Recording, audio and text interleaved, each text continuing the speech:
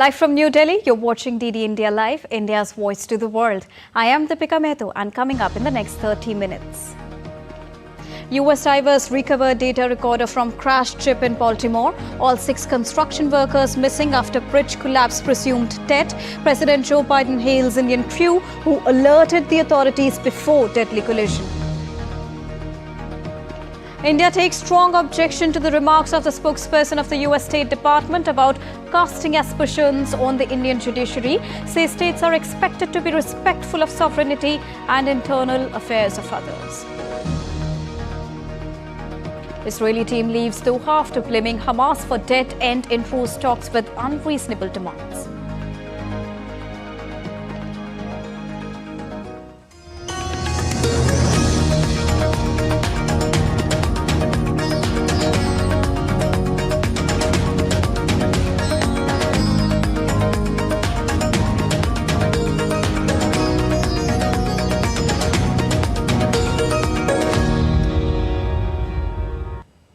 Investigators from the U.S. National Transportation Safety Board have boarded the ship that crashed into the Francis Scott Key Bridge and recovered its data recorder, NTSB Chair Jennifer Homenti said on Wednesday.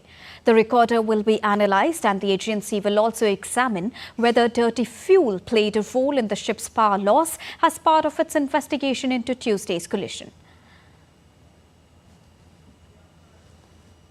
The U.S. Coast Guard has ended its search mission for 6 people thought to be lost when a container ship hit a major bridge outside the city of Baltimore. They had been working to repair parts of the road on the bridge when it was struck by the ship and came crashing down on Tuesday in a dramatic scene. The early morning accident on the busy Jones Falls Expressway, a vital artery connecting downtown Baltimore to the northern suburbs, created a scene of panic and confusion as the bridge crumbled, sending vehicles plummeting into a ravine below. However, a major accident was averted as the crew members reported a loss of propulsion shortly before impact and dropped anchor to slow the vessel, giving transportation authorities time to halt traffic on the bridge before the crash. That move likely prevented a higher death toll. Personnel on board the ship were able to alert the Maryland Department of Transportation that they had lost control of their vessel, as you all know and reported. As a result, local authorities were able to close the bridge to traffic before the bridge was struck, which undoubtedly saved lives. Highlighting the scale of damage that the incident has caused, Maryland Governor Wes Moore declared a state of emergency. Authorities are transitioning from a search and rescue operation to a recovery effort as 2 people were rescued and the remaining 6 are presumed dead. There's going to be a long road. There's going to be a long road, not just as we go from search and rescue. There'll be a long road as we talk about what does the future of this region, the future of the area look like. And we're going to need each and every one of you.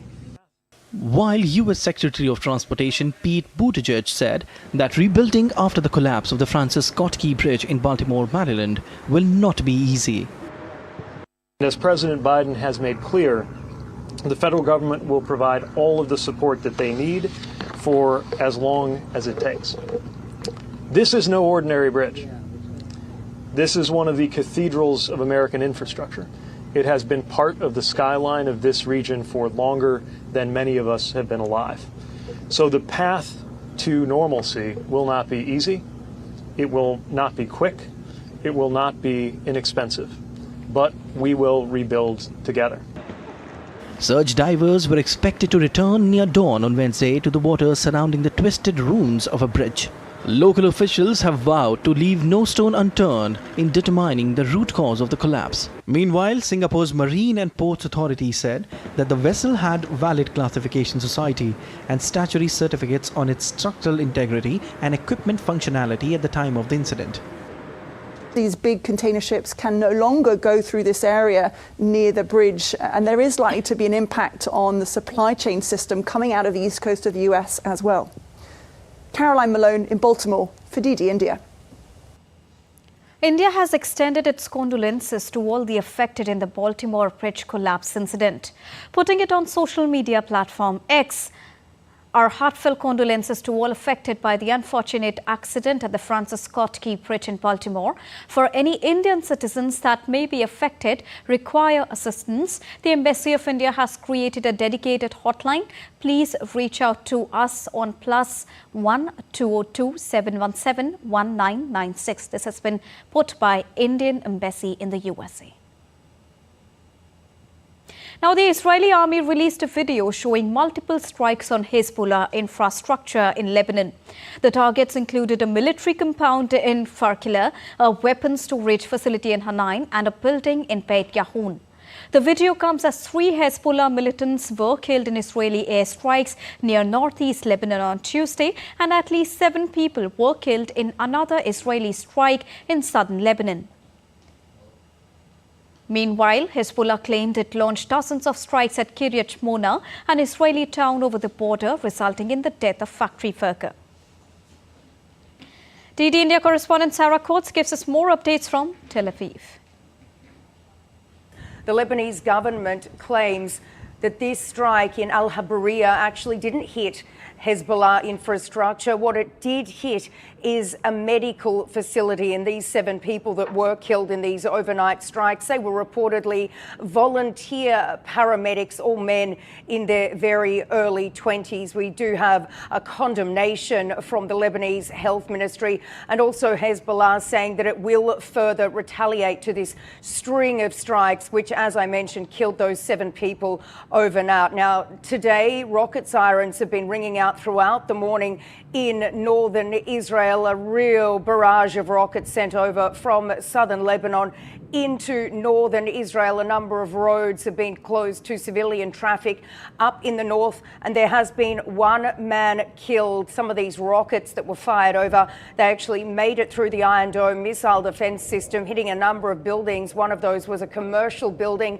It reportedly came down on a number of people. They were pulled from under the rubble. 1 man did not survive. He was a 25-year-old from a Druze community in the Golan Heights. But this is, of course, very, very concerning, given that this has been a situation, Ollie, that's only been escalating since this war in Gaza broke out, and there are real fears of a full-scale escalation between Israel and Hezbollah. One thing we do need to remember here is that Hezbollah is believed to have upwards of 100,000 extremely powerful long-range rockets that can hit anywhere in Israel. And over the past few weeks, Israeli authorities have been reporting that Israeli civilians have been out panic buying generators over fears that this full-scale war may break out. Ollie.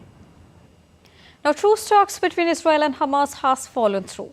Israel recalled its mediators after Hamas put forth demands that Israel said were too delusional. The Jewish nation has also raised the question of who replaces Hamas. Israel has recalled its negotiators from Qatar after calling mediated talks on a Gaza truce as a dead end. Israel said the demands put forth by the Hamas were too delusional to be accepted. The Palestinian group Hamas said it will stick to its original position on reaching a comprehensive ceasefire, which includes the withdrawal of Israeli troops from Gaza, a return of displaced Palestinians, and a real exchange of prisoners. Israel ruled out demands, saying it would eventually resume efforts to dismantle the governance and military capabilities of Hamas. Following the truce talks, the Israeli Defense Force, or IDF, announced the death of Hamas deputy military commander Marwan Issa. The IDF said it carried out a precise military strike that killed the Hamas deputy. Marwan was at the top of Israel's most wanted list and was also behind the group's October 7th attack. The IDF said it will continue to hunt down and reach more Hamas leaders. And again, thanks for coming, and we look forward. Meanwhile, in a meeting with U.S. officials, Israel Defense Minister Yoav Gallant stressed the importance of U.S.-Israeli ties and of maintaining Israel's qualitative military edge in the region. He said he also discussed the hostages held in Gaza, the humanitarian aid efforts, and how Israel plans to destroy Hamas. Talks also included the possibility of a local alternative for Gaza after Hamas is defeated. Rishabh Sharma's report for DD India. Russian investigators questioned the families of the four suspected gunmen of Moscow attack in Tajikistan on Wednesday. The investigators said their relatives had been brought to the capital Dushanbe from their hometowns. Russia's President Vladimir Putin hoped that prosecutors would do everything to ensure the attackers would be justly punished. On the 22nd of March, four gunmen opened fire with automatic weapons at a concert near Moscow, in which 139 innocent people lost their life and a total of 182 people got injured from the attack. The Islamic State militants claimed the responsibility of the attack. Russia's Ministry of Emergency Situations said on Wednesday that the search and rescue work at the Crocus City Hall near Moscow has concluded and there are no more victims under the rubble. The rescue team has begun to retreat from the disastrous attack site. US President Joe Biden's administration is pondering over distribution of around 4,000 green cards to undocumented immigrants who are facing deportation. However, the proposal floated by the Justice Department's Executive Office for Immigration Review includes certain conditions. The immigrants should have resided in the US for at least 10 years and not have any criminal record. Republicans in the US Congress have slammed Biden for abandoning Trump-era immigration policies and relaxing rules for border control. Indonesia's losing presidential candidate laid out his challenge in court to last month's election on Wednesday. He alleged interference by the state and urged a rerun and disqualification of winner Prabowo Subianto. And he's also added that the election showed that the world's third largest democracy was at a risk of sliding back into its authoritarian past. The administration of outgoing President Joko Widodo has rejected allegations it interfered in the election. Prabowo, who won highest share, has promised to continue his agenda of infrastructure modernization, job creations and development of downstream industries for the country's vast mineral resources. Senegal's presidential elections ended with the victory of the political newcomer and opposition leader Bassirou Diomaye Faye. Provisional results showed Faye with about 53.7% and Amadou from the current ruling coalition with 36.2% based on tallies from 90% of polling stations in the first round votes on Tuesday. Faye, who is set to become the next Senegalese president, has vowed to govern with humility and transparency. Je voudrais dire à la communauté internationale. The Senegalese people have chosen to break with the past, to give substance to the immense hopes raised by our vision of society. I hope that our visions of society has given substance to their aspirations. I pledge to govern with humility and transparency and to fight corruption at all levels. China's embassy in Pakistan demanded investigations into an attack by a suicide bomber that killed Chinese engineers working on a dam project. On Tuesday, a suicide bomber rammed a vehicle into a convoy of Chinese engineers working on a dam project in northwest Pakistan, killing 6 people. It is the third major attack on Chinese interest in the South Asian country in a week.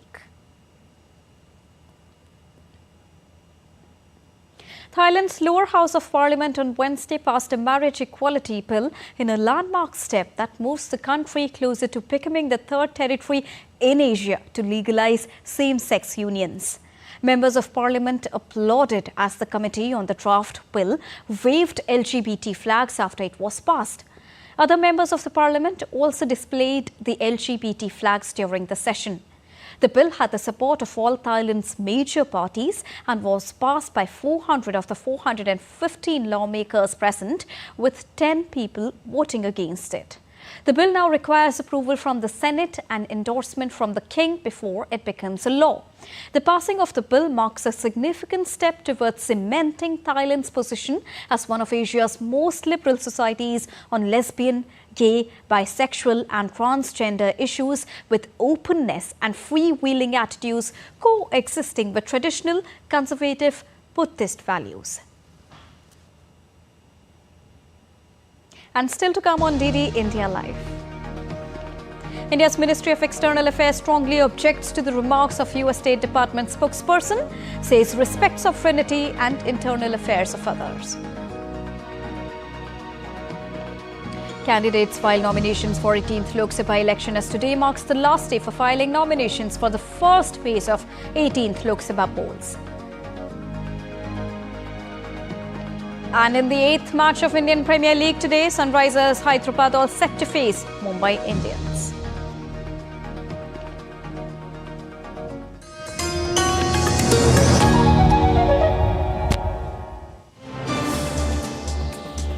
Voice of a rising aspirational world.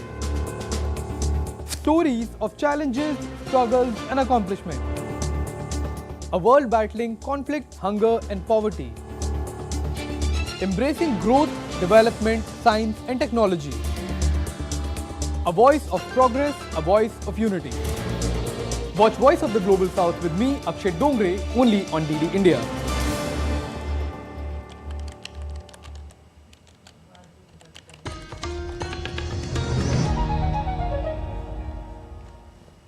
Welcome back after that short break. You're watching DD India Live with me, Deepika. Well, India has strongly objected to the remarks of the US State Department spokesperson about certain legal proceedings in India. In a statement, India's Ministry of External Affairs said, and I quote them here, "In diplomacy, states are expected to be respectful of the sovereignty and internal affairs of others. This responsibility is even more so in case of fellow democracies. It could otherwise end up setting unhealthy precedents. India's legal processes are based on an independent judiciary which is committed to objective and timely outcomes. Casting aspersions on that is unwarranted." Unquote. Now on Wednesday, US's acting Deputy Chief of Mission Gloria Berbina was summoned by the ministry in New Delhi. The meeting lasted for approximately 45 minutes. Now, after wrapping his two-nation visit to Singapore and Philippines, India's External Affairs Minister, Dr. S. Jaishankar, reached Malaysia on Wednesday, where he called on the country's Prime Minister Anwar Ibrahim. During the meeting, the minister conveyed greetings of Prime Minister Narendra Modi to him and also appreciated his vision for a stronger India-Malaysia tie. Dr. S. Jaishankar underscored that Prime Minister Ibrahim's vision will help in crafting a more ambitious agenda for the relationship between the two nations. The minister further noted that he benefited from Prime Minister's guidance and insights on regional developments. Dr. S. Jaishankar also began his visit by meeting Malaysian counterpart Muhammad Haji Hassan earlier on Wednesday. And now in DD India Live, let's get you the latest on what's happening in India in the run-up to the world's largest democratic elections.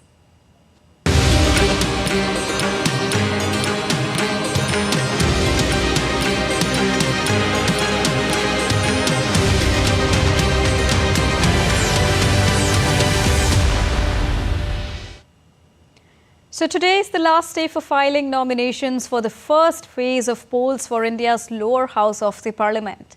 The elections will be held for 102 parliamentary seats in 17 states and 4 union territories in the first phase of the 18th Lok Sabha elections. Senior BJP leader and India's Union Minister Nitin Gadkari on Wednesday filed his nomination papers from Maharashtra's Nagpur constituency. Gadkari is seeking his third term for India's lower house of the parliament. In the first phase, Nagpur, Gadchiroli, Chimur, Bhandaraya, Gondia, Chandrapur and Ramtek will go to polls in Maharashtra. Coimbatore constituency in South Indian state of Tamil Nadu is set to witness a triangular contest. Tamil Nadu BJP chief K. Annamalai has filed his nomination from Coimbatore on Wednesday in the presence of MLA Vanati Srinivasan.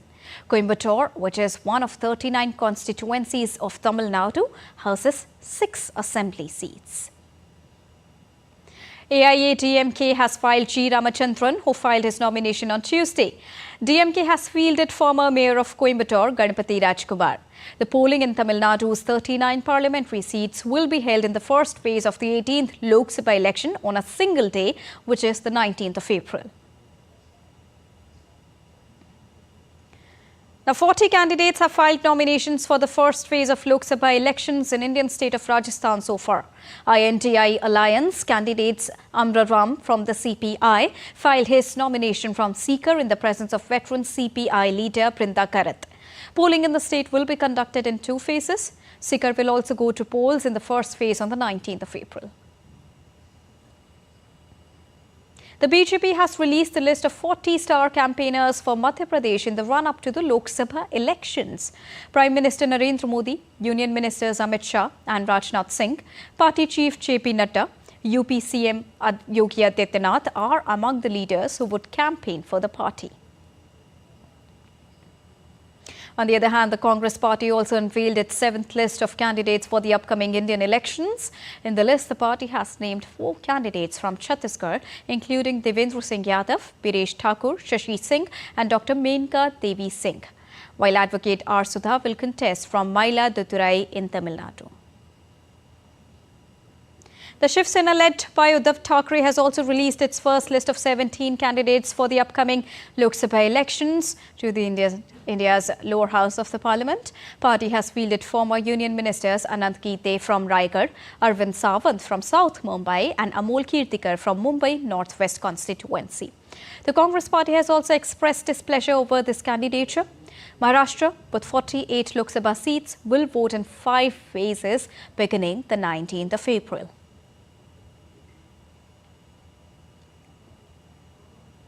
On to sports now. Sunrisers Hyderabad will take on 5-time champions Mumbai Indians today in Hyderabad. Sunrisers narrowly lost to Kolkata Knight Riders in their opening fixture as they fell short by 4 runs in a chase of 209. But Sunrisers Hyderabad, with a new captain Pat Cummins, have shown signs that they can go the distance with some quality players. On the other hand, Hardik Pandya lost the opening game as Mumbai Indians skipper against Gujarat Titans.